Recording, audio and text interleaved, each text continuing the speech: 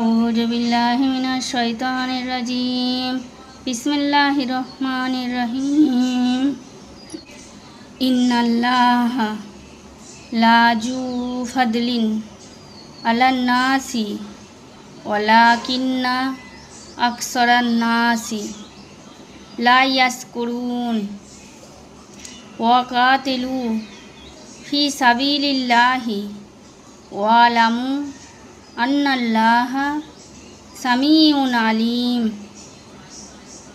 من ذا الذي يقرض الله قرضا حسنا فيضاعفه له أضعافا كثيرة والله يقبض ويبسط وإليه ترجعون ألم تر إلى الملأ من بني إسرائيل من بعد موسى إذ قالوا لنبي لهم ابعث لنا مالكا نقاتل في سبيل الله قال هل عسيتم إن كتب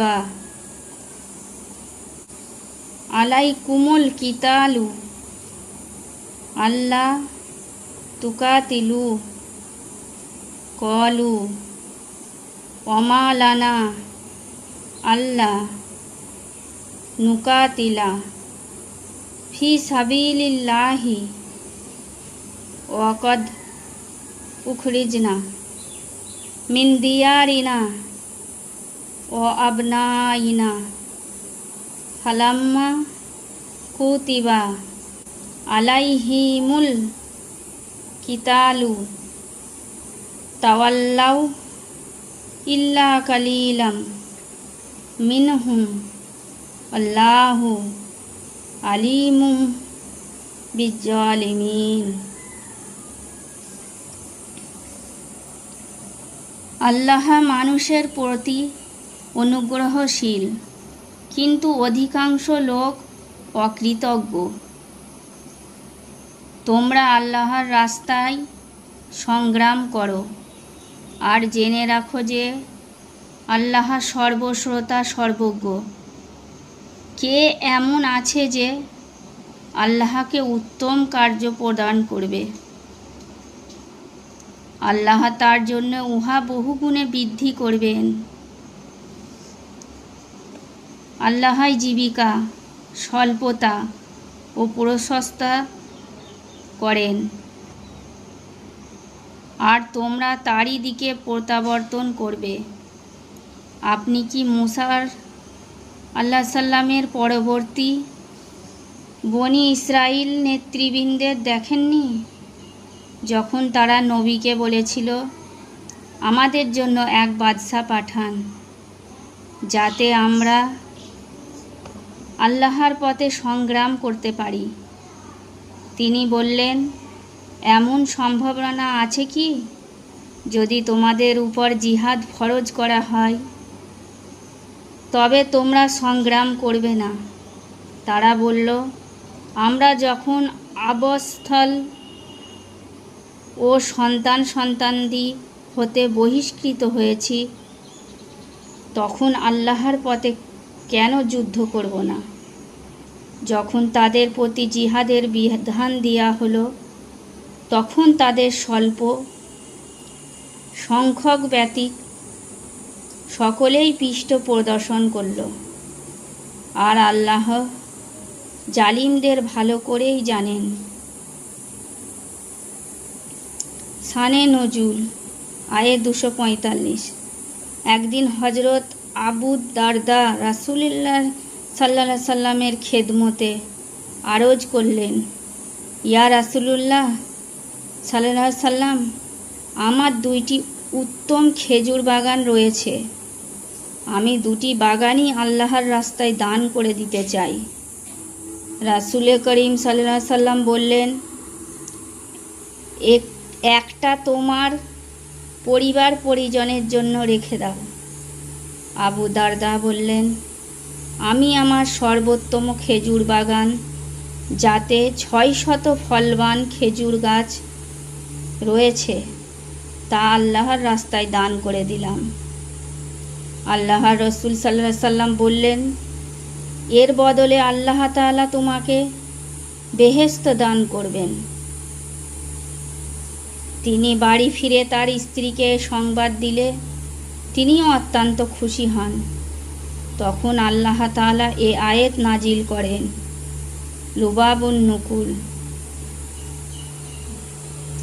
ওয়াকালা লাহুম নাবিয়ুহুম ইন্নাল্লাহা কদ বাআসা লাকুম তলুতা মালিকান ক্বালু আন্না ইয়াকুনু লাহুল মুলকু আলাইনা ওয়া নাহনু আহাক্কু বিল মুলকি মিনহু ওয়া লাম ইউতা সাআতাম মিনাল মালি ক্বালা ইন্নাল্লাহাস তাফাহু আলাইকুম ওয়া জাদাহু বাসতাতান ফিল ইলমি ওয়াল জিসমি আল্লাহু ইউতি মুলকাহু মাইয়াসাউ আল্লাহু ওয়াসিউন আলিম ওয়া ক্বালা লাহুম নাবিয়ুহুম ইন্না আয়াতা মুলকিহি আইয়াতিয়াকুমুত তাবুতু ফিহি সাকিনাতুম মির রাব্বিকুম ওয়া বাকিয়াতুম মিম্মা তারাকা আলু মূসা ওয়া আলু হারুনা তাহমিলুহুল মালাইকাতু ইন্না ফি জালিকা লা আয়াতাল লাকুম ইন কুনতুম মুমিনিন। ফালাম্মা হাসালা তলুতু বিল জুনুদি ক্বালা ইন্নাল্লাহা মুবতালিকুম বিনাহারিন ফামান সারিবা মিনহু ফালাইসা মিন্নি ওয়া মান লাম ইয়াতমাহু ফাইন্নাহু মিন্নি ইল্লা মানিগতারাফা গুরফাতাম বেয়াদিহি ফাসারিবু মিনহু ইল্লা। তাদের নবী যখন তাদের বললেন, তালুতকে আল্লাহ তোমাদের বাদশা বানিয়েছেন, তারা বলল, আমাদের উপর তার কর্তৃত্ব কী রূপে হবে? আমরা তার অপেক্ষা ক্ষমতার বেশি যোগ্য, আর তাকে তো সম্পদের প্রাচুর্য দেয়া হয়নি। নবী বললেন, আল্লাহই তাকে তোমাদের জন্য নির্বাচিত করেছেন এবং তিনি তাকে জ্ঞানে ও দেহে সমৃদ্ধ করেছেন।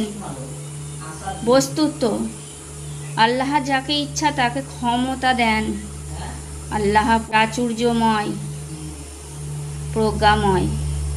আর নবী তাদেরকে বললেন, নিশ্চয় তারা কর্তৃত্বের চিহ্ন হলো, তোমাদের নিকট সেই সিন্ধুক আসবে যাতে প্রভুর কাছ থেকে প্রশান্তি এবং কিছু জিনিস থাকবে, যা মূসা ও হারুনের বংশীয়গণ রেখে গিয়েছে।